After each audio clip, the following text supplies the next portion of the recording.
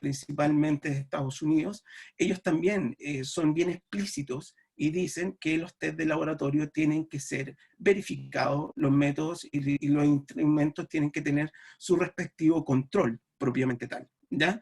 Por lo tanto, hay una serie de guías y muestro estas guías que son las recomendaciones de Estados Unidos principalmente, que son de la CLCI, y que nosotros ocupamos bastante eso porque generalmente en Latinoamérica, en este lado del mundo, se siguen las recomendaciones de la CLCI. No obstante existen otros, ¿ya? Por ejemplo, la Comunidad Europea tiene otros protocolos que van apuntados a lo mismo, pero cambian algunas cosas metodológicas y algunos procesamientos de datos estadísticos para poder corroborar esto.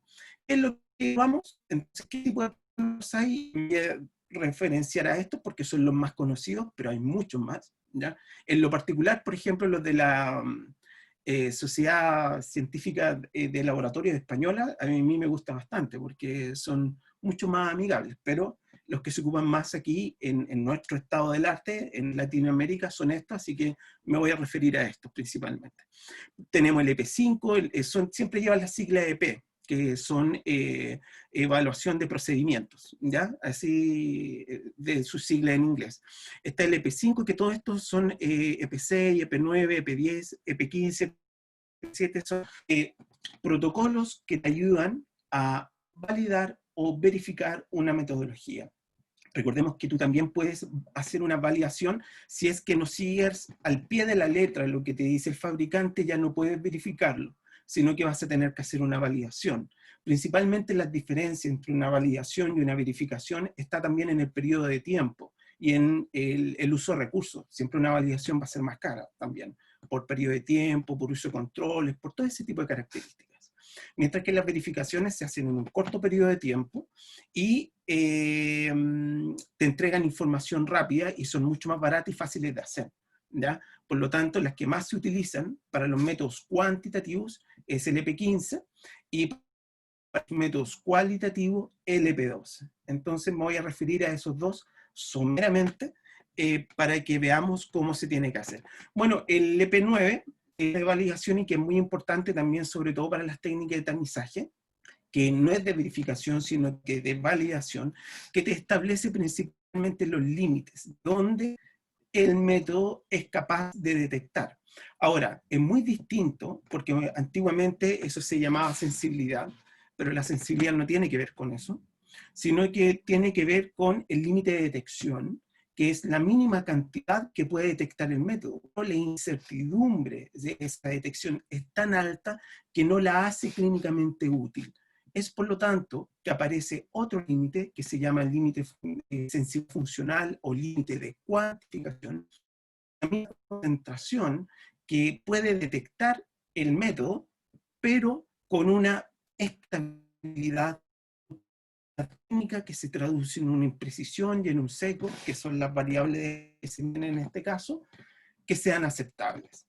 Y esto se establecen y dependen, porque como van a depender de condiciones propias de cada laboratorio, por lo tanto, en estricto, si tú quieres hacer un estudio desde dónde es capaz de tener sensibilidad funcional, sobre todo cuando estamos detectando antígenos, cada laboratorio debiera hacerlo, ¿ya? Pocos lo hacen acá, pero en otros lugares sí se hace y es habitual hacerlo. Entonces ahí hay que buscar los protocolos para poder hacer esto de mejor manera. En cuanto a los procedimientos de medida cualitativos, en donde tenemos solamente interpretaciones, que en este caso también hay de tamizaje, por ejemplo en el caso de la inmunocromatografía, ELISAs también, y quimioluminiscencia asociada a esto, en donde solamente son dicotómicos, tenemos positivo negativo, o reactivo no reactivo, ¿cierto? O presente ausente. Entonces, aquí es donde pasamos por un valor de corte, que es lo que yo les denominaba hace un momento el cutoff, el punto en donde va a converger lo positivo con lo negativo, ¿ya? Y de ahí viene, bueno, el título de anticuerpo en algunos casos también, que sí puede informar. Entonces, el valor de corte, que es lo que nosotros tenemos que fijarnos aquí, el protocolo que evalúa el valor de corte es el EP12, ¿ya? Este EP12 de la CLCI lo primero tenemos que considerar que va a evaluar y te va a someter estrés en método justo en la parte donde le cuesta ser medido, ¿ya? En el cutoff, ahí.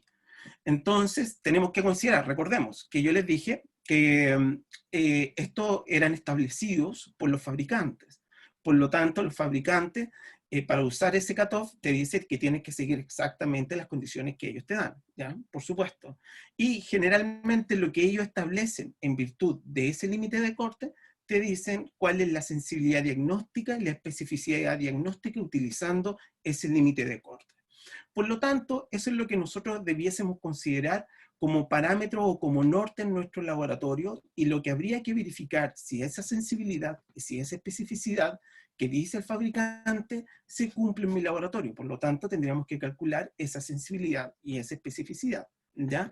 Y evidentemente debiera realizarse esto en las zonas de corte. Y es ahí donde a veces tenemos diferencias con los fabricantes, porque generalmente, dependiendo, no quiero generalizar, pero hay marcas que crecen cada más. Encontramos, por ejemplo, detectar este tema del COVID, que justamente tenían un problema en la valoración de la sensibilidad y especificidad diagnóstica.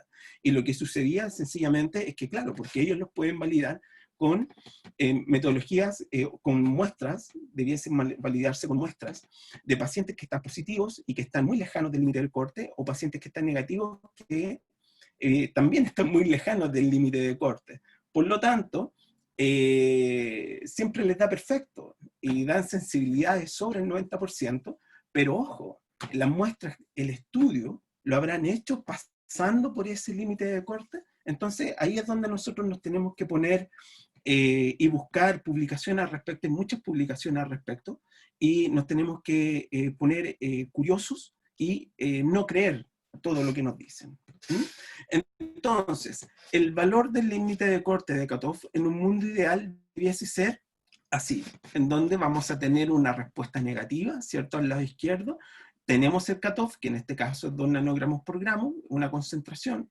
y tenemos una respuesta positiva pasando a ese cutoff. Eso sería lo ideal, pero nosotros sabemos que eso no es así, porque existe el efecto zona, ¿cierto? Prezona, postzona, en donde evidentemente se van a ver incluidos y vamos a convivir la zona de falsos positivos con la zona de falsos negativos.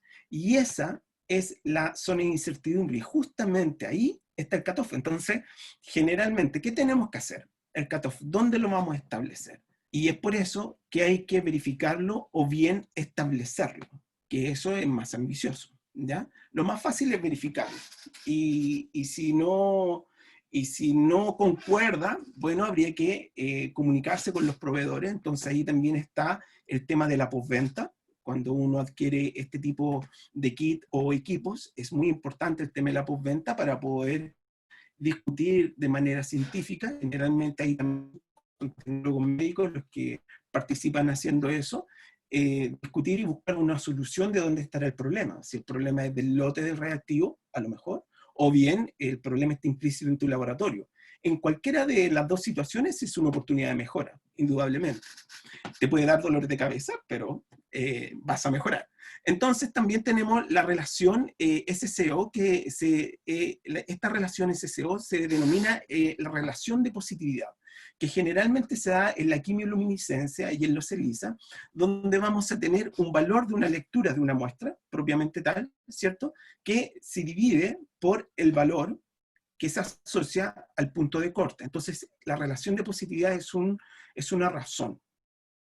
Y esa razón, como va a ser numérica, es la que se puede verificar con un método cuantitativo, que es muy interesante. Entonces, ahí entra, por ejemplo, el protocolo LP15, propiamente tal, ¿ya? En donde hay parámetros de desempeño y debiéramos verificarlo de esa manera. En cuanto a la verificación de los procedimientos de medida cualitativo, positivo y negativo, lo que nosotros tenemos que determinar de eso, siempre, si tenemos esta razón de positividad, podríamos estudiar la precisión, tenemos que estudiar la sensibilidad, la especificidad y evidentemente la sensibilidad analítica cuando corresponda, si hay una curva de calibrado de por medio. Ahora, estos procedimientos de verificación eran los que yo les comentaba, el EP15 y el EP12. El EP15 ya va en la versión 3, ¿ya?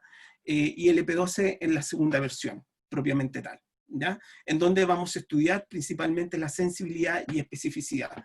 Es decir, en estos métodos como en la quimioluminiscencia podríamos hacer tanto un EP15 como un EP12, porque estamos informando, estamos haciendo una medida, y esa medida la tenemos que correlacionar específicamente con la precisión, y la tenemos que correlacionar con una positividad o negatividad, y ahí entra lo que es la sensibilidad diagnóstica y la especificidad diagnóstica propiamente tal.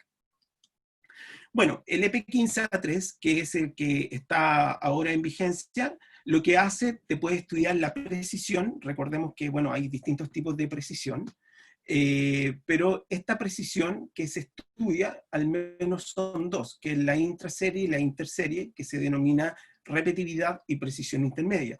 Y se estudia en este tipo de métodos, como la quimioluminiscencia y la ELISA, con la razón o índice de positividad, ¿ya? Ese es el que se tiene que incluir en el estudio de estas imprecisiones, si es que fuese necesario estudiarlo. Y lo otro que tenemos que tener en consideración es después hacer una tabla de contingencia, una de 2x2, que principalmente está dado y te dice cómo hacerlo en el protocolo, en el EP12. Ahora nos pasamos al EP12. Y justamente habla de poder consensuar la referencia con el método de campo, una comparación, y poder comparar la positividad y la negatividad, poder establecer los falsos negativos, los falsos positivos, y que generalmente esto se hace principalmente con los test que son nuevos, que tú recién lo estás instaurando, versus el test que tenías antes, o bien el procedimiento de medida con el cual tú estás 100% seguro, y que muchas veces pasa también por un diagnóstico clínico, ¿ya? En donde la idea es que podamos estimar la sensibilidad y la especificidad propiamente tal, ¿ya? Bueno, ahora, chicos, estimados, tenemos que ver cuál es, en definitiva, las especificaciones, cómo yo sé o conozco estas especificaciones, cómo yo sé cómo se comporta el método que tengo en el laboratorio o que quiero elegir. Bueno, lo primero que tienen que hacer es mirar el estado del arte. El estado del arte, que es ver qué es lo que hacen los demás, ¿ya? Y en este caso en particular, la recomendación para el tamizaje de Chagas principalmente, está que tenemos que mirar el PEC, el Programa Externo de la Calidad del Instituto de Salud Pública, y ver los grupos PAR que existen y los métodos que existen en el país y que se están sometiendo a esto. ¿Por qué es tan importante el control externo? Porque es la manera que nosotros nos tenemos de armonizar como laboratorios clínicos para que podamos hacer las cosas de la mejor manera posible y para que realmente tenga un impacto en la salud pública, ¿ya? No sirve que hagamos cosas completamente nuevas si no las tenemos, si en un lugar se hacen y en el otro lugar no se hacen, ¿no? Esto tiene mucho que ver con un sentido de fraternidad asociado al trabajo colectivo de los laboratorios. Por eso es tan importante participar en el PEC, ¿ya? Y es por eso que en los datos del control externo en la calidad, que es el EQA, es la sigla que se utiliza internacionalmente, es una variable que es continua, ¿cierto? Y que se tiene que estar revisando constantemente porque los métodos son continuos. Entonces es muy importante poder hacerlo desde ese punto de vista. En cuanto a los métodos cualitativos, el PEC tiene varias herramientas. Yo solamente les voy a mostrar una porque por el tiempo sería imposible, tendríamos que hablar mucho de esto, pero solo una que tiene que ver con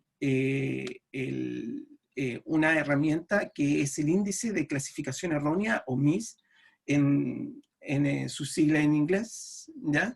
Misclassification Index Score, que en definitiva responde al número de clasificaciones erróneas que va a tener el laboratorio con respecto a un programa externo de la calidad, y que se va a considerar satisfactorio si es 0, que no tiene ningún error, y insatisfactorio si tienes más de uno malo, ya es insatisfactorio, modos de medirlo y todo lo demás, y que tiene que ver con la capacidad del laboratorio de dar cumplimiento a este control externo, de dar cumplimiento evidentemente a someternos a una evaluación para saber si lo que nosotros estamos informando está bien o no está bien. Porque recuerda que generalmente los controles internos, sobre todo en los métodos cualitativos, que pueden ser muestras propias de pacientes, pueden estar sesgadas, y es por eso que tenemos que evaluarnos con este tipo de programas de control externo de la calidad.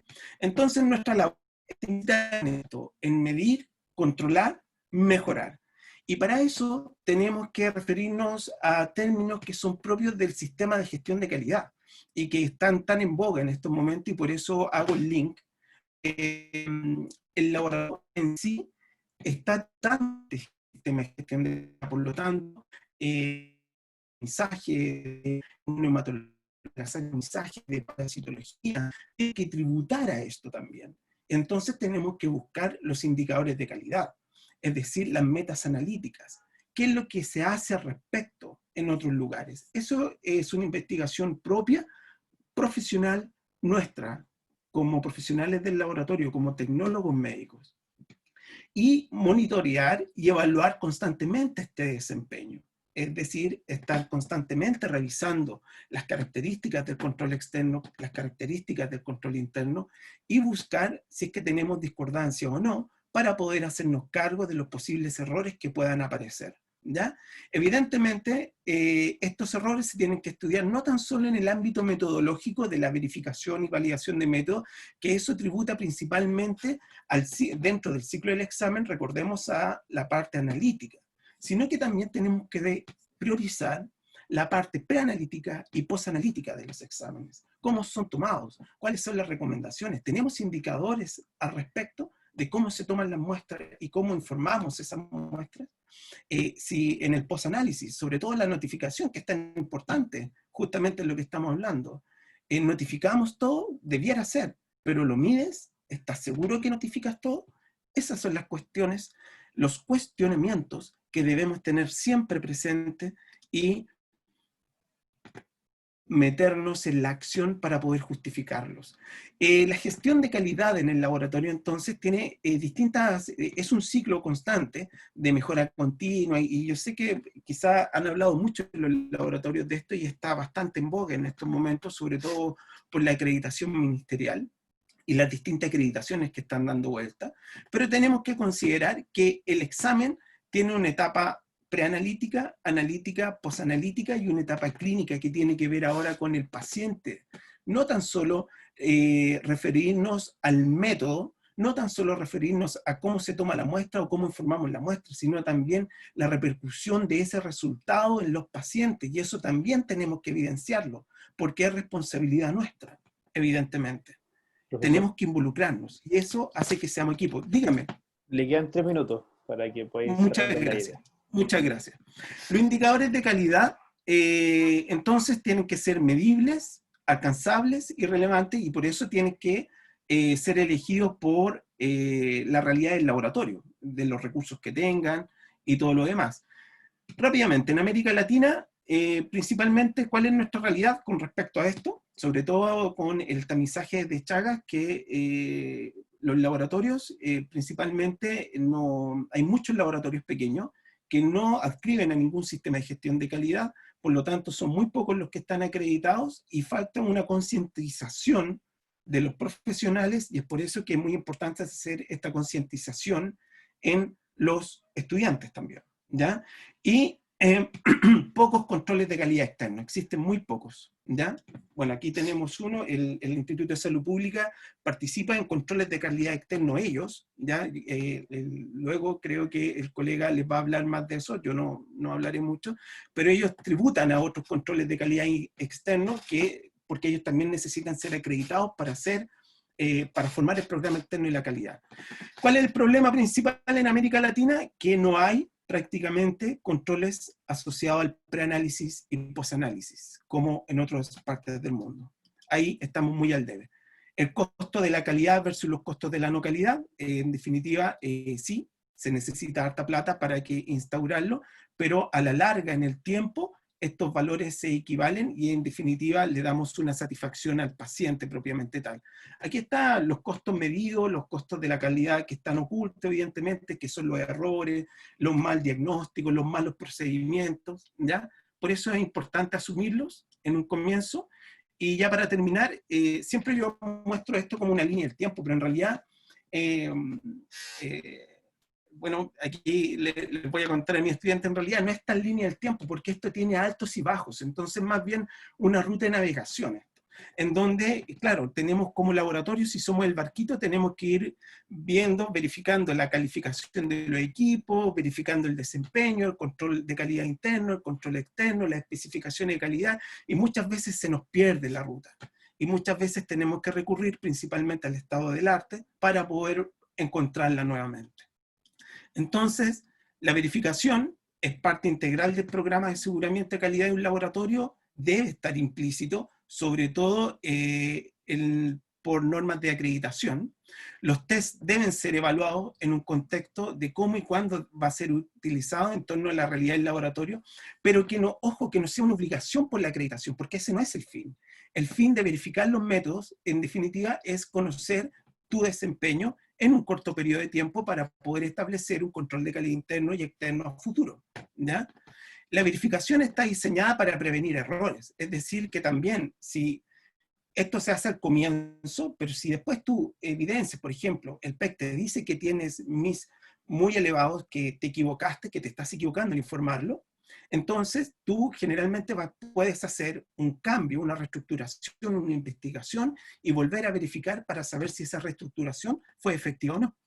Para controlar primero hay que validar y verificar. El control interno por control interno no sirve solamente por sí solo. Entonces, la reflexión crítica de estos parámetros tiene que ser tanto en pregrado como en posgrado, porque es un tema que se nos vino encima, está abarcando todas las áreas del laboratorio, y es por eso que les quise mencionar, sacarlos un poco de la enfermedad y llevarlos a la metodología propiamente tal. Eso es lo que les tenía preparado, estimados.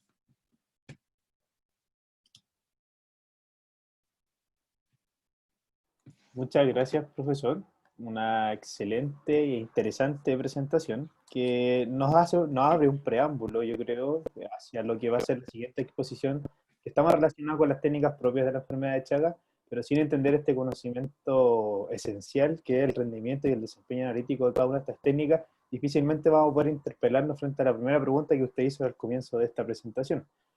Así que vamos a proceder a leer las preguntas que han dejado en el chat para que puedan ser contestadas. Catalina nos pregunta, le quedó una duda entre el EP15 y el EP12. ¿Cuál es para validar métodos cualitativos y cuáles cuantitativos? Mira, el cualitativo de esencia es el EP12, no obstante, el EP15 también se puede utilizar siempre y cuando tengas el índice de positividad, es decir, la lectura, por ejemplo, de una quimioluminiscencia dividido por ese valor de corte, tú, como vas a tener un parámetro numérico, podrías estudiar la precisión de eso, solo la precisión. Y el EP12 para poder estudiar la sensibilidad y la especificidad del método propiamente tal. Muchas gracias. María José nos pregunta, ¿en qué área de la curva de calibrado se puede evaluar la sensibilidad de las técnicas quali y cuantitativas? Y si existe una relación entre el límite de detección y la sensibilidad del método. Mira, la primera pregunta depende mucho del valor crítico diagnóstico que te interesa. Por ejemplo, si tú sabes que la positividad va a tener una lectura en particular, es importante tener en claro que vas a tener que tener muestras con esa lectura en esa parte de la curva y también muestras pacientes negativos. Es decir, vas a tener que evaluar cuando es negativo y cuando es positivo, si hablamos de la curva de calibrado propiamente tal. Como intensidad de métodos, ¿ya? Siempre son al menos dos niveles, el positivo y el negativo. El tema está en que podamos poder evaluar en la parte donde se transforma esto en negativo positivo, que es el famoso cutoff, ¿ya? Ahora, con respecto a la pregunta entre el límite de detección y la sensibilidad del método, por supuesto que están correlacionados. De hecho, el límite de detección en primera instancia es distinta a la sensibilidad del método, pero se relacionan, porque el límite de detección es donde nosotros, el método comienza a medir, pero mide algo que no sabemos si realmente está bien o está mal, porque hay una alta incertidumbre, está forzado el método a, es lo primero que se señala. Generalmente, por ejemplo, hay este implícito el ruido asociado al ruido electrónico, quimioluminiscente que pueda generar, o el reactivo defectuoso. Siempre hay una señal de base primero. Entonces, para alejarnos de esa zona con alta incertidumbre, está lo que se llama la sensibilidad funcional, que es el límite de cuantificación, que generalmente en metrología decimos que está 10 desviaciones estándar del límite blanco que viene después. Hay tres: la baja del límite de detección, el límite blanco, el límite de detección, el límite de cuantificación. Y este límite de cuantificación, que es la sensibilidad funcional, está 10 desviaciones estándar del límite de detección. Eso, por lo tanto, se relaciona. Donde esté uno, el otro va a estar un poquito más arriba. ¿Ya? Muchas gracias, profesor.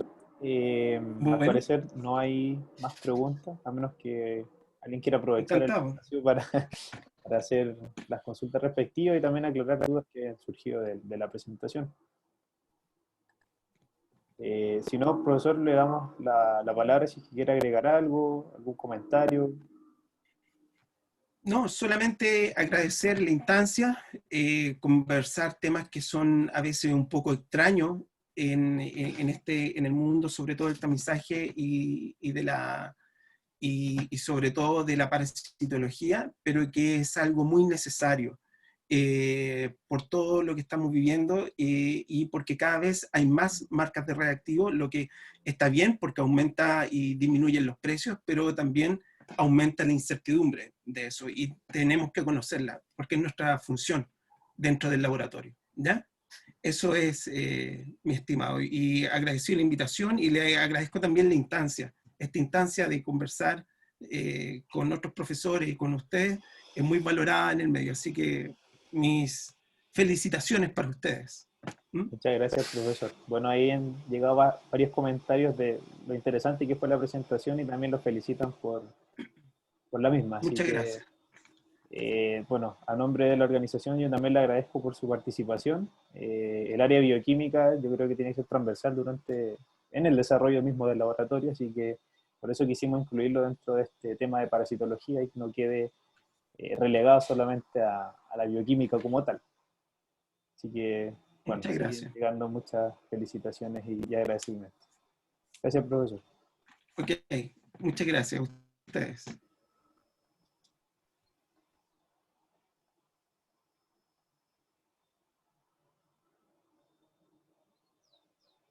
Bueno, los dejo con Valentina para que haga la presentación del último expositor. ¿Vale? ¿Estás por ahí? Hola, hola, buenas tardes. Mi nombre es Valentina Pineda. Soy estudiante de tecnología médica de primer año y formo parte de ITEM.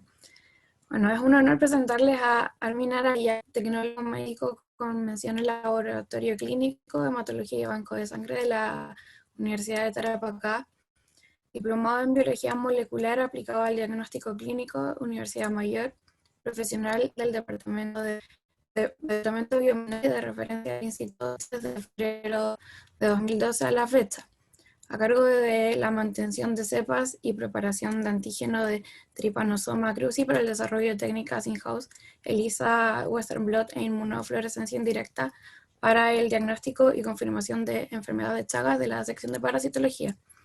También es docente de la asignatura de parasitología clínica de tercer año de tecnología médica en la Universidad Diego Portales. Y bueno, cualquier duda que se les vaya generando, por favor, déjenlas en el chat. Profesor Armin, ¿está por ahí? Hola, muy buenos días. Sí, por aquí estoy. Ya puede comenzar su presentación.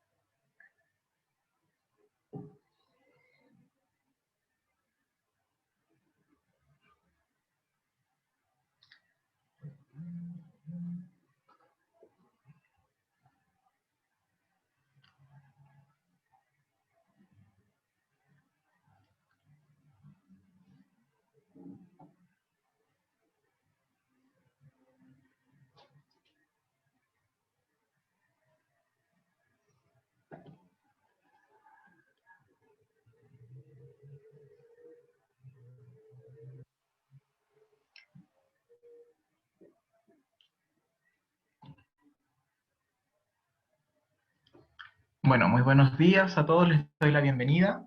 Como ya indicó Valentina, mi nombre es Armin Araya, tecnólogo médico de profesión. Hoy les voy a exponer un poquito sobre la vigilancia de laboratorio en el diagnóstico y confirmación de enfermedades de Chagas.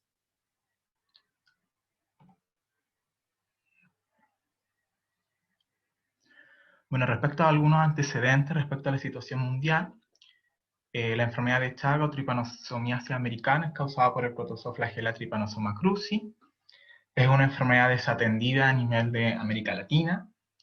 Más de un 80% de las infecciones registradas son transmitidas por medio de insectos hemípteros, los triatominos, especies de hábitos domiciliarios, Rhodnius prolixus, Triatoma lineviata y Triatoma infestans. Otras vías de transmisión son la vía transfusional, en la cual se indica que cerca del 20% de las infecciones podrían adquirirse cuando no existe un tamizaje universal de donantes para descartar Chagas en bancos de sangre. La congénita transplacentaria, en la que se registra cerca del 2 al 6% de los neonatos de gestantes infectadas, y la digestiva, por consumo de alimentos contaminados por Trypanosoma cruzi. Tiene una incidencia anual de 28.000 casos en la región, se estima que afecta a unos 6 millones de personas y provoca cada año cerca de 12.000 muertes. Se calcula que alrededor de 65 millones de personas corren el riesgo de contraer la enfermedad. Si bien los avances en prevención y control han sido importantes, la atención médica de las personas infectadas por Trypanosoma cruzi ha estado rezagada por muchos años, en función de las dificultades diagnósticas y terapéuticas que esta parasitosis sistémica ha entrañado. ¿Qué pasa en Chile? ¿Cuál es la situación nacional? La enfermedad de Chagas es la principal parasitosis de nuestro país. Sin embargo, el conocimiento, la profundidad de los problemas de salud y la difusión de esta enfermedad está muy lejos de dimensionar la real importancia que este problema de salud tiene para nuestro país, y así alcanzar el control y eliminación de esta enfermedad. La enfermedad de Chagas es considerada una enfermedad de notificación obligatoria, ENO. ¿Qué son las ENO? Las ENO son enfermedades de notificación, corresponden a un listado de agentes infecciosos de tipo viral, bacteriano, micótico y parasitarios, que deben ser declarados obligatoriamente con una periodicidad de notificación a la autoridad sanitaria regional y a su vez al Ministerio de Salud. En Chile, la presencia de Triatoma infestans se extiende históricamente entre las regiones de Arica y Parinacota por el norte y de Libertador Bernardo Higgins por el sur. En la actualidad, en Chile, el enfrentamiento de este problema de salud pública cuenta con 3 pilares fundamentales. El primero, el sistema de vigilancia epidemiológica de cobertura nacional consolidado. El segundo, un programa de vigilancia de control vectorial que ha permitido reducir los índices de infestación domiciliaria del Triatoma infestans al 1%. Destacar que en el año 1999 Chile alcanzó la meta de interrupción de la transmisión vectorial de la enfermedad de Chagas, certificada por la Organización Panamericana de la Salud y la Organización Mundial de la Salud, recertificando en el año 2016. Y el tercer pilar, el control de la transmisión transfusional, que desde el año 2008 considera el tamizaje obligatorio a la sangre donada en todo el territorio nacional, superando así la cobertura restringida al área endémica vectorial del país implementado desde el año 1996. Es importante este dato ya que a partir del año 2008 se extiende el tamizaje a todo el territorio nacional. Antes del 2018 el tamizaje era obligatorio solamente en zona endémica. En el periodo 1990 y 2008 la tasa promedio de notificación fue de 2.95 por 100.000 habitantes, en el año 2009 a 6.79 y en el año 2011 a 11,95 por 100.000 habitantes. La prevalencia de la enfermedad de Chagas en el país es de 0,7% en población de 15 años o más, según la Encuesta Nacional de Salud del año 2010. Considerando que revisaremos algunos aspectos de la vigilancia que realizan los laboratorios de nuestro país, es importante también tener claridad respecto a los métodos diagnósticos y la importancia de su uso en relación a la etapa de la enfermedad, al cual va a conllevar también a la ejecución de algoritmos de trabajo para la ayuda en el diagnóstico y la confirmación de esta enfermedad. Los métodos diagnósticos nosotros los podemos clasificar en métodos indirectos, métodos directos y métodos moleculares. La diferencia va a ser el agente diana. Con respecto a los métodos indirectos, la detección del agente parasitario se va a realizar a través de la respuesta humoral que desencadena el paciente. Ya esto quiere decir a través de la pesquisa de los anticuerpos. ¿Ya? Algunos ejemplos de algunas técnicas que utilizan este fundamento, tenemos ELISA, inmunofluorescencia indirecta, Western, quimiluminiscencia, electroquimiluminiscencia. Por otro lado, tenemos los métodos directos, detección del agente parasitario a través de la observación del agente etiológico y su caracterización morfológica. ¿Ya? Algunos ejemplos es la observación de algún estado evolutivo de estos agentes parasitarios en una gota gruesa, en un frotis sanguíneo, como podría ser el caso para observar tripomastigote de Trypanosoma cruzi, un examen seriado parasitológico de posición, entre otros. Y finalmente los métodos moleculares, que es la detección de agentes parasitarios a través de la pesquisa de material genético. ¿Ya? Estos métodos están mucho más restringidos a laboratorios de mayor complejidad y laboratorios de referencia. Algunos ejemplos, PCR convencional, PCR en tiempo real y secuenciamiento.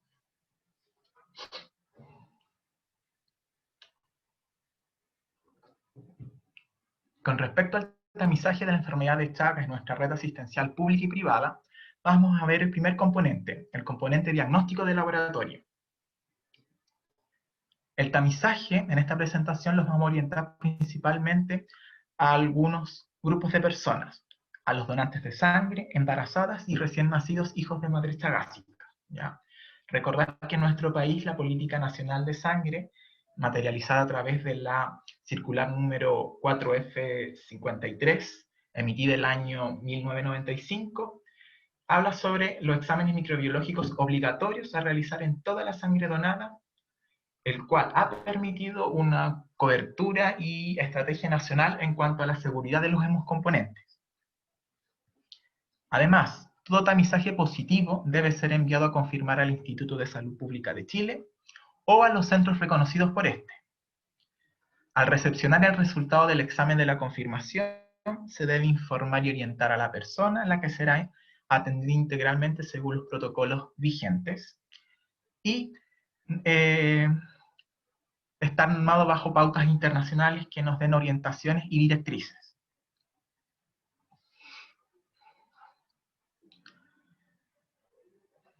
Recomendaciones técnicas para el tamizaje de la enfermedad de Chagas. En nuestro país, la autoridad sanitaria trabaja con los lineamientos y orientaciones de recomendaciones de organismos internacionales, como la OPS y la OMS. Es así como, de acuerdo a la última versión de la Guía para el Diagnóstico y el Tratamiento de la Enfermedad de Chagas, de la OPS del año 2018, estos recomiendan la utilización de lisas que sean altamente sensibles o quimiluminiscencia para el tamizaje de la infección crónica por Trypanosoma cruzi en los servicios de bancos de sangre o laboratorios clínicos que lo desarrollen. Los aspectos a considerar en esta recomendación principalmente fueron dos: el desempeño analítico, ¿ya? Y principalmente el costo asociado en la implementación y el costo-beneficio para los centros hospitalarios, en este caso para los laboratorios clínicos, los bancos de sangre. ¿Qué pasa en nuestro país? ¿Ya? En relación al diagnóstico de la enfermedad de Chagas, el país se ha mantenido activo en las modalidades de trabajo establecidos en los flujogramas definidos en la norma general técnica número 162 sin modificaciones a la fecha.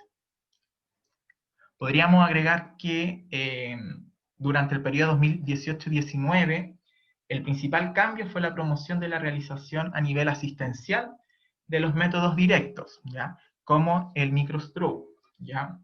Como una herramienta para el diagnóstico de la transmisión transplacentaria de la enfermedad de Chagas de manera rápida antes del mes de vida. Para ello se han realizado capacitaciones tanto presenciales como en línea a través de los cursos de actualización en el diagnóstico de hemoparásitos y diagnósticos por métodos directos de la enfermedad de Chagas en el recién nacido, con una participación de un total de 89 profesionales a nivel nacional, de los cuales 31 de ellos eran académicos universitarios, lo cual también es importante para ir trabajando desde un punto de vista de la academia y que los alumnos ya egresen con una formación, al menos en este ámbito, para el diagnóstico y la confirmación de enfermedad de Chagas. En relación a los métodos diagnósticos utilizados en el país, de acuerdo al informe de vigilancia integrada del Plan Nacional de Enfermedades de Chagas, año 2018-2019, se observa un cambio que posee técnica de quimioluminiscencia como la más empleada en servicios de sangre y laboratorios clínicos que realizan el tamizaje, ¿ya? SADAS,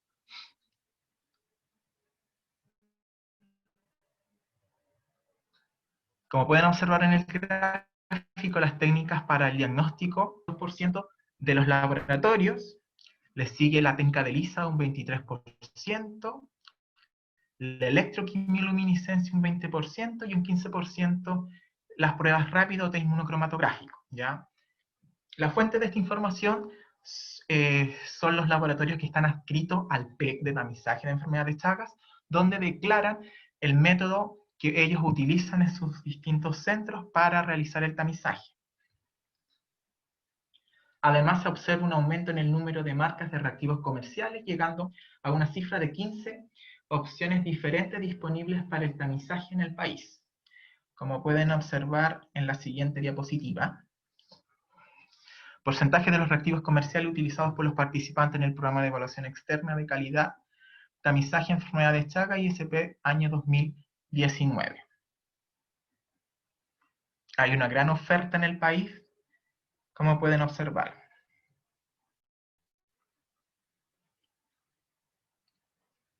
Algoritmo diagnóstico de la infección por Trypanosoma cruzi, la cual es recomendada por la norma general técnica número 162 para niños y niñas, adolescentes y adultos inmunocompetentes que deben seguir los laboratorios a lo largo del país, tanto laboratorios clínicos como los bancos de sangre. Como podemos observar, toda muestra de suero plasma ingresa en proceso con una de las técnicas que el laboratorio o banco de sangre seleccione para el tamizaje, quimioluminiscencia, ELISA, etc. Ingresan a proceso, todo resultado de serología negativa, se descarta la infección, todo serología o tamizaje positivo por alguna de estas técnicas, se debe repetir en duplicado, y tenemos dos opciones o dos alternativas, en las cuales nos dé un resultado negativo, en ambos resultados de la duplicación, los cuales descartan infección, o un resultado positivo. En este caso, el laboratorio o el banco de sangre debiese enviar a confirmar al ISP o a los centros reconocidos por este, y cuando tenemos también una discordancia o una discrepancia entre los mismos resultados de la técnica de tamizaje, en la cual obtenemos resultados positivos y negativos, se envía de igual forma a confirmar al ISP o algún centro reconocido.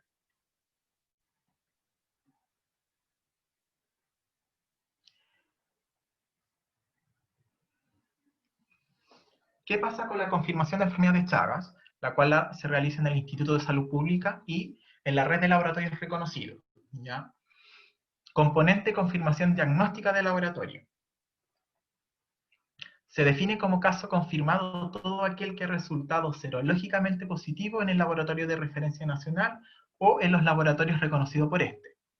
También corresponde a aquel que presenta un resultado por métodos directos, dos resultados positivos por técnica PCR, en el caso de los recién nacidos o inmunocomprometidos, y a un resultado PCR positivo acompañado de serología positiva confirmada en el caso de inmunocompetentes. La etapa de confirmación se continúa con el trabajo en red, que permite a través del reconocimiento de las competencias técnicas contar con un número de laboratorios que participan en la confirmación de resultados, lo que facilita el acceso, acorta los tiempos de respuesta en esta etapa, y se continúa con el modelo de acreditación anual por parte del ISP, el cual tiene una vigencia de 1 año. Al igual que las técnicas de tamizaje, el laboratorio de referencia o los laboratorios reconocidos para realizar confirmación también están o trabajan bajo directrices y orientaciones de pauta internacionales de organismos internacionales.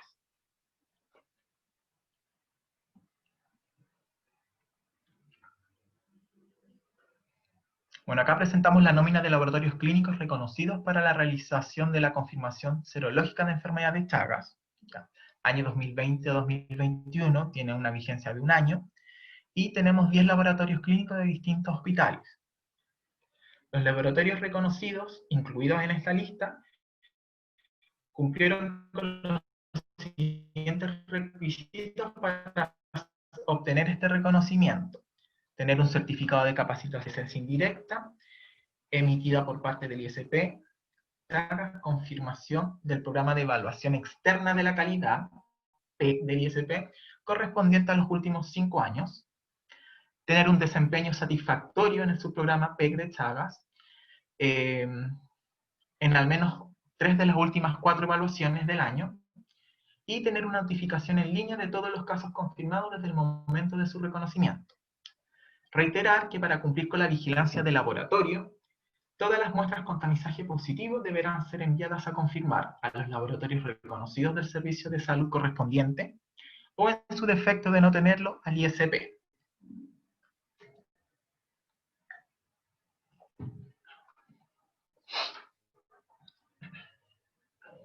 Recomendaciones técnicas para la confirmación de enfermedades Chagas. La guía para el diagnóstico y el tratamiento de la enfermedad de Chagas de la OPS del año 2018 sugiere utilizar un estándar diagnóstico. ¿Qué quiere decir esto?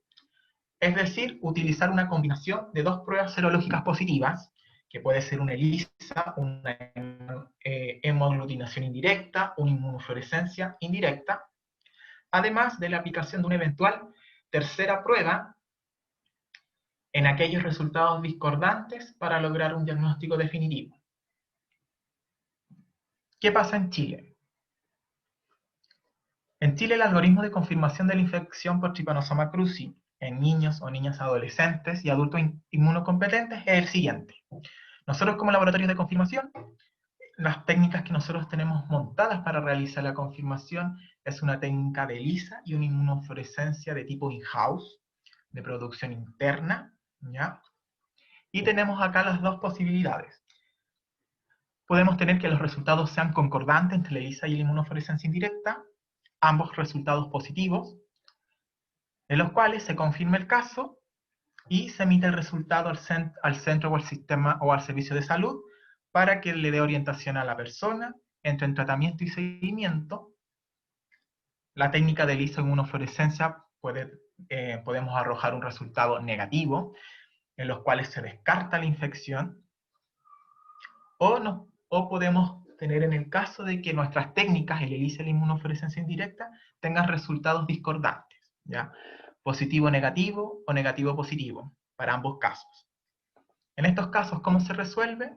Se resuelve repitiendo en duplicado ambas técnicas y procesando y desarrollando una tercera técnica como es el Western.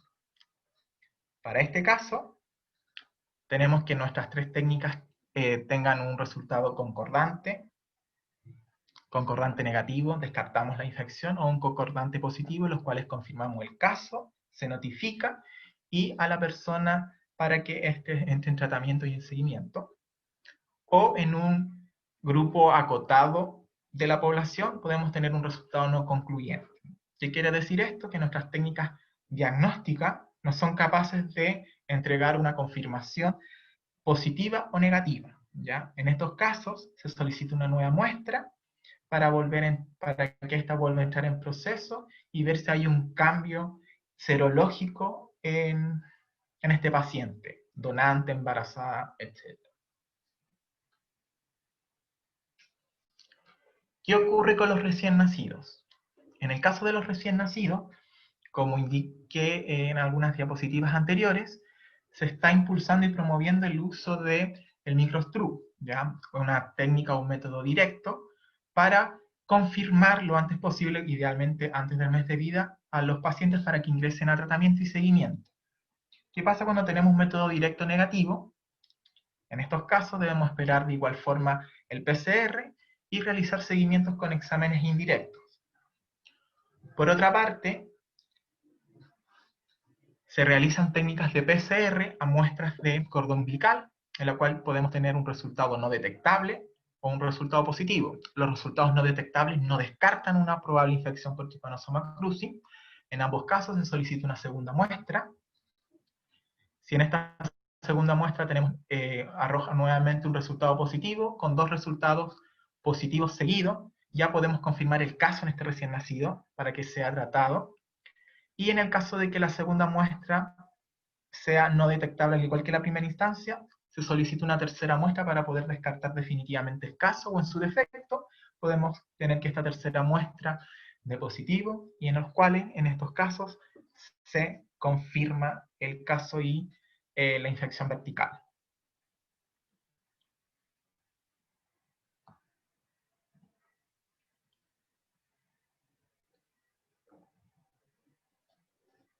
Las metodologías utilizadas para la confirmación de infección por Trypanosoma cruzi: tenemos una placa de ELISA, podemos observar la inmunofluorescencia indirecta, en la cual observamos epimastigote de Trypanosoma cruzi, una impronta, en la cual al leerlo con un microscopio de inmunofluorescencia, emite esa fluorescencia verde manzana a través de todo el cuerpo.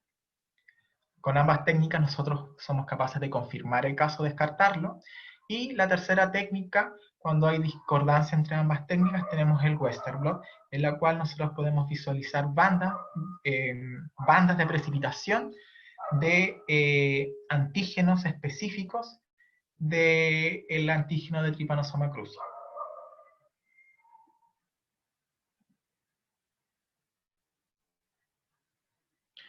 Bueno, a continuación vamos a ver algunos datos de acuerdo al informe integrado del Plan Nacional de Enfermedades Chagas durante el año 2018 y 2019. La primera tabla podemos observar la proporción de casos de donantes con enfermedades Chagas según el año evaluado, 2018-2019, respecto a los casos confirmados totales. Podemos observar que de 1.854 casos confirmados en el año 2018, 265 corresponden a casos confirmados en donante, correspondiente al 14% del total de los casos confirmados, mientras que en el año 2019, de 1.780 casos confirmados totales, se confirman en donantes 190 de ellos, con un 11% del total. En este gráfico podemos observar mejor que existe también una tendencia en los últimos 4 años. Existe una disminución en el porcentaje de casos confirmados en donantes respecto al total de confirmados. Durante el año 2016, un 18%, 2017, 15%, disminuyendo un 14%, y hasta llegar a un 11% en el año 2019. Esta tendencia puede estar representada principalmente por las actividades de selección de donantes, ya en las cuales cada vez la entrevista es mucho más rigurosa, y a la conversión de donantes a pacientes. Con respecto al componente de embarazadas,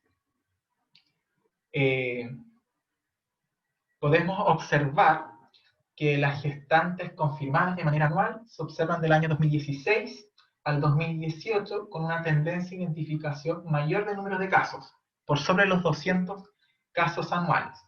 Esto representa en promedio un 15% del total de los casos confirmados para todas las causas.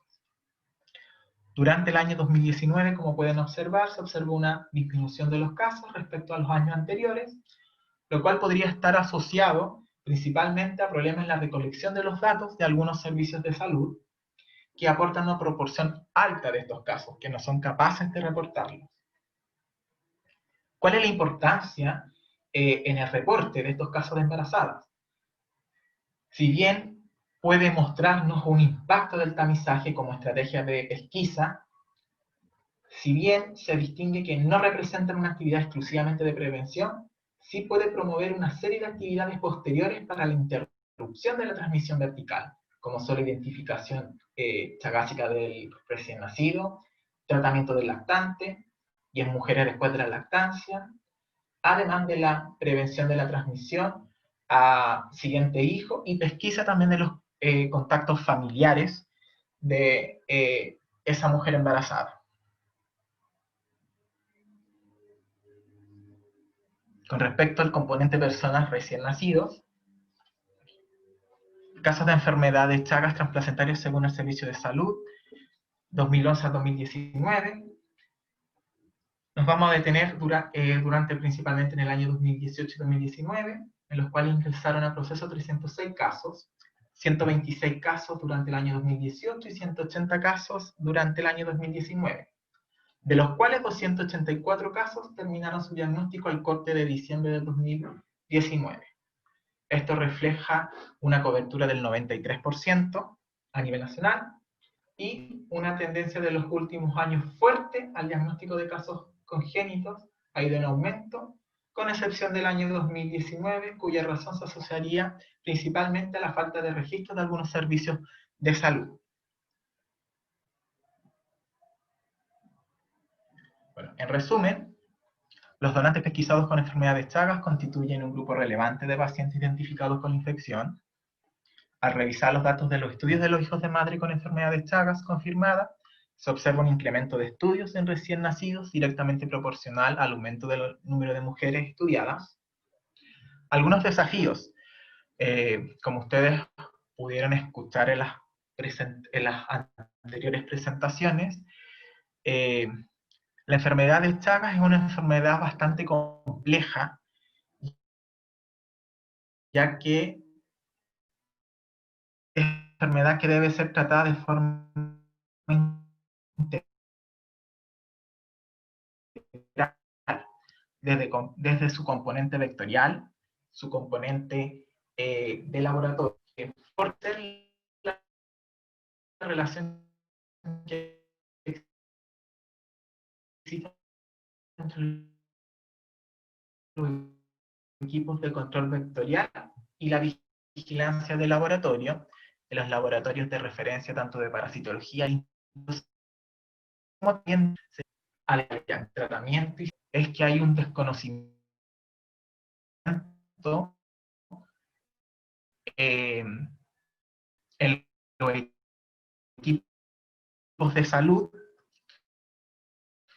tanto de médicos, enfermeros, para fortalecer la coordinación intra y extrasectorial para la ejecución de las actividades y el avance de la estrategia integral en la prevención y en el control de la enfermedad de Chagas. Gracias.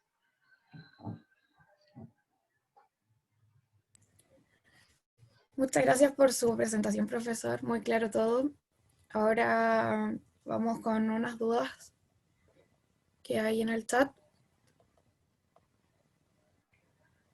Pamela pregunta, ¿qué es lo que ella observaría en un EPES-SD para diagnosticar Chagas? Bueno, el examen serológico de posición lo puse como un ejemplo de un método directo, ¿ya? Pero el examen serológico de posición va dirigido al diagnóstico de agentes parasitarios de tipo enteroparásito, ¿ya? Parásitos que van a afectar el tracto digestivo. Así que ese método no me sirve para la confirmación de enfermedad de Chagas. Ya.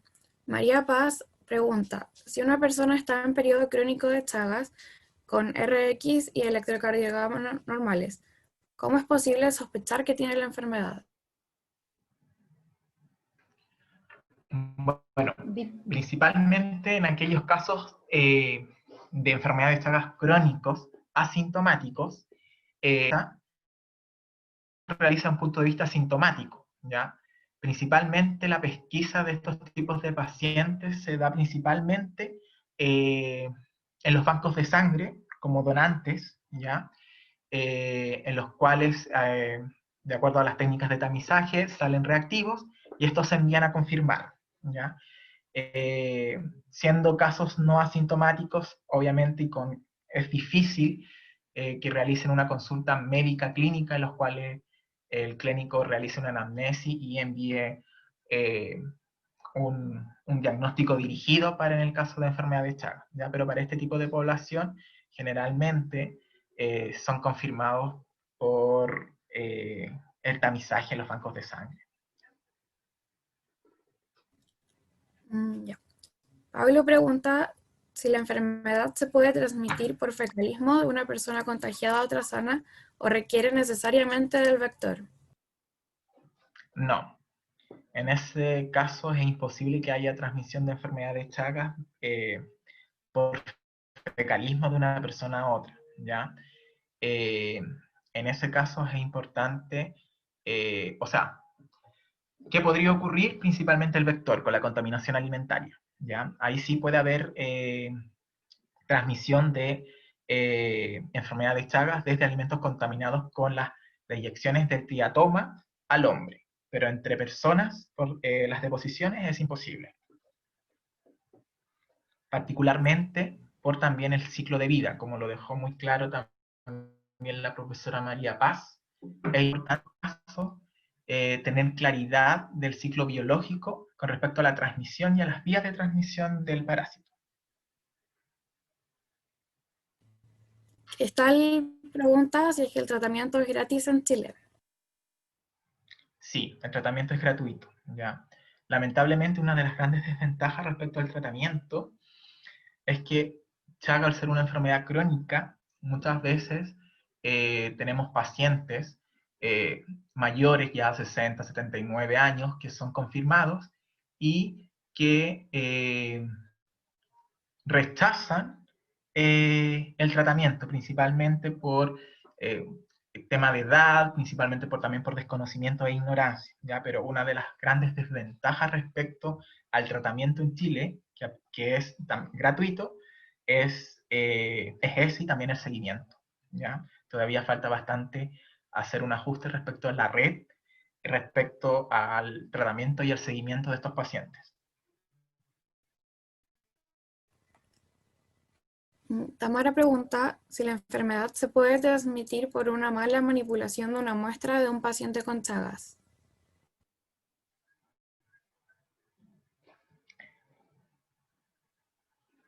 Efectivamente, algunas de las vías de transmisión de enfermedad de Chagas pueden ser accidentes de laboratorio, ¿ya? En la punción, ¿ya? Se puede dar una transmisión por este tipo de accidentes de laboratorio de una persona infectada al equipo, en este caso de salud. Bien, Camila pregunta si es un caso de un hospital común, ¿se puede realizar tamizaje en su laboratorio clínico? Y si es así, ¿qué método se recomienda emplear para obtener un mejor resultado? Bueno, la recomendación para todos los laboratorios clínicos del país y bancos de sangre es tener técnicas de tamizaje con un desempeño analítico con alta sensibilidad, ¿ya? Puede ser quimioluminiscencia, técnica de ELISA, electroquimioluminiscencia, que son en sí también las técnicas que más utilizan y que más han reportado los laboratorios clínicos del país.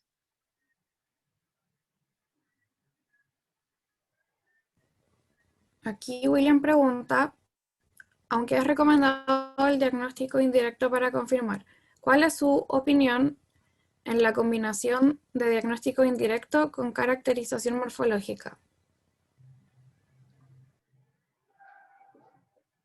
Indirecto con la caracterización morfológica. Sí. ¿Indirecto o directo? Indirecto.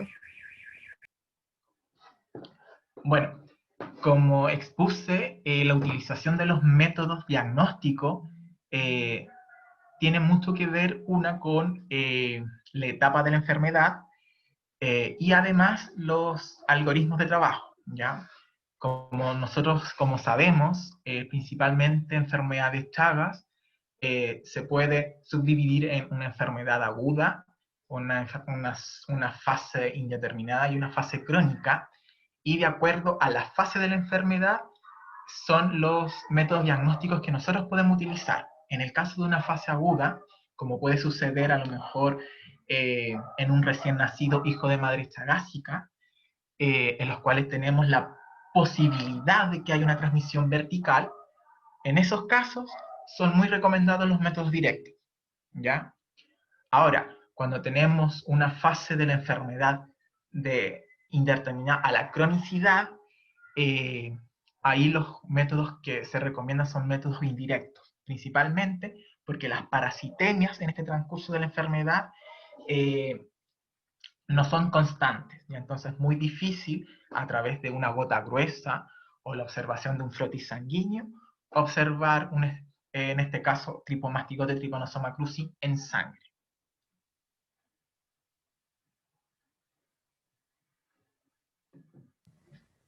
Ya, María Alexandra Celis pregunta, ¿qué método sería el mejor para el diagnóstico en cuanto a sensibilidad y especificidad? Bueno, respecto al mejor método, primero va a depender de la técnica, de la marca y del desempeño analítico que cada una de estas técnicas demuestre en este caso en su inserto, ¿ya? Pero principalmente lo que se está recomendando es la quimioluminiscencia, ya por ser altamente sensible y también específico. Ya, María José pregunta, en los casos de hallazgos de la enfermedad en LSR, ¿se debe pedir la muestra de plasma suero para la confirmación en ISP o se puede enviar el LSR también? No, en esos casos, si hay observación del agente etiológico, en este caso Trypanosoma cruzi, en el SR, con esa prueba basta para confirmar el caso. Ignacio pregunta, ¿qué métodos de diagnóstico son los más empleados a modo general? Bueno, a modo general, los métodos diagnósticos más empleados tenemos la técnica de ELISA, quimioluminiscencia, electroquimioluminiscencia y inmunocromatográfico en la red de tamizaje asistencial.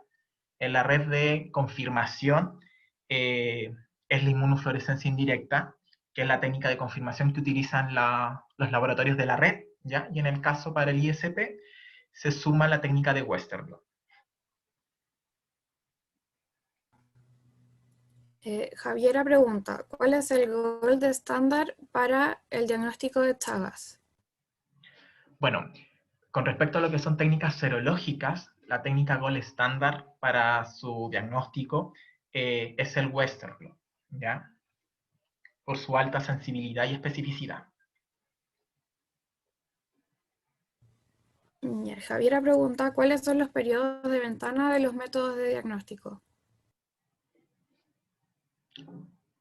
Bueno, eso depende principalmente de la generación de estos métodos, ¿ya? Y del estadio también de la enfermedad. Ahora, para enfermedad de Chagas no hay mayores inconvenientes, ya que es una enfermedad que tiende a la cronicidad, ¿ya? Y al tender a la cronicidad, la posibilidad de pesquisarlo con cualquiera de estas técnicas de tamizaje es alta, ¿ya? Y ahí finalmente, Catherine pregunta, cuando se realiza la pesquisa de la donación, ¿qué se hace tanto con la bolsa, con la notificación del donante y cuál es el método utilizado? Bueno, con respecto a los bancos de sangre, cuando estos tienen una unidad reactiva para enfermedades de Chagas o en realidad para cualquiera de los agentes infecciosos que se le debe realizar el screening, ya que tenemos el virus del VIH, HTLV1, HTLV2, virus de la hepatitis B, C, sífilis, y para enfermedades de Chagas, cuando se obtiene un resultado reactivo, esa bolsa se descarta, ya se envía a confirmar el resultado. Una vez que el centro de confirmación emite el resultado y le llega al banco de sangre, este resultado es informado al donante, ¿ya? Para que sea orientado y ingrese también al tratamiento y seguimiento de acuerdo a los protocolos vigentes. Bien, en caso de que quede alguna duda, profesor, puede dejar su mail en el chat para que le escriban. Y ¿Sí? muchas gracias por su presentación, quedó todo muy claro, muy buena la información. Y quería agradecerle también a todos los expositores por haber estado hoy con nosotros, a todos los participantes. Y con respecto a la prueba final, les quería informar que se habilitará un formulario de Google para completar la prueba. Se lo vamos a dejar en el chat de acá de Zoom y también se les hará llegar a sus correos con el cual se inscribieron. Tienen hasta las 8 de hoy, sábado 3 de octubre, para responder la prueba. Cualquier duda que tengan con respecto a ella, por favor nos mandan un correo a nuestro mail. Se aplicará una escala del 60% y la nota de aprobación será mayor o igual a 4. Y con respecto a la certificación, para recibirla deberán aprobar la evaluación y también deberán haber permanecido conectados durante la jornada. El plazo de entrega es de 10 días hábiles a partir de este lunes 5 de octubre. Así que eso, cualquier duda, por favor, nos mandan un mail al correo de ITEM. Y muchas gracias por participar. Ojalá que puedan participar en nuestras próximas jornadas. Y también muchas gracias a los expositores.